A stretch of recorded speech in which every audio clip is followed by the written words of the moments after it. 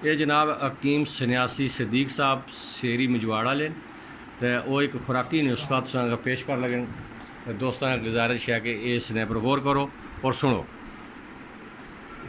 हाँ जी, जनाब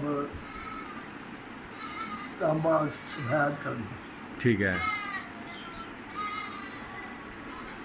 जनाब एक पैसा तांबे में ले लो, टोवा पैसा ले लो, वो पैसा है ठीक है। उसके जनाब गाय ना दूध 4 तोले, गाय ने दूध 4 तोले, ठीक है। ये फटकड़ी सफेद 2 तोले, फटकड़ी सफ़ेद 2 तोले, ठीक है। इसकी जनाब उस पैसे की 21 बजाओ दो, ठीक हो गया, यानी फटकड़ी दूधा च बनी है। हाँ ठीक है। बजावा दे। फिर उसने जनाब बचा मुआद फटकड़ी तो दूध ना मुआ जरा थोड़ा बजिया जरा वो जनाब 2 से लाख की मुंडी लेनी है, अकनी मुंडी, जल, ठीक है।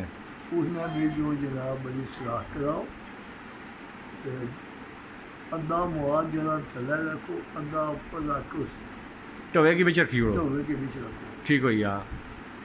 फिर उसमें जनाब बड़ी गिरक मत करो, गिरक मत करके जनाब फिर उसकी एक मान को नहीं अग दो, ठीक है। अग देने के बाद सवेरे ठंडा हो गया कड़ो नीचू पैसा थोड़ा सवैर देना लेयर पास निकल सी, ठीक हो गया। एक चावल देना खुराक मक्खन ना,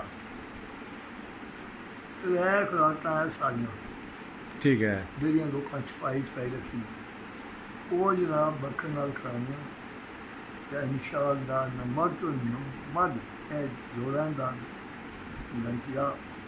ਉਸ ਤੋਂ ਬਾਅਦ ਸੋਜਾ मोटापा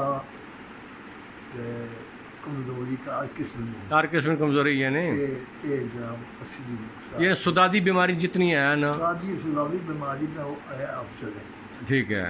बस यानी फालज लकवे राशे तक देता जाए सकड़ा, जिस पासा लाओ जी, ठीक हो गया। हाँ खुराक को समझने हो कि किस चीज़ ना, हाँ बिल्कुल, दूध मक्खन ही देना उसकी, जी हाँ दूध मक्खन देना ज़्यादा इंशाअल्लाह तो बनना चाहिए, ठीक हो गया। मेरी आजमूदा चीज़ है, ठीक है।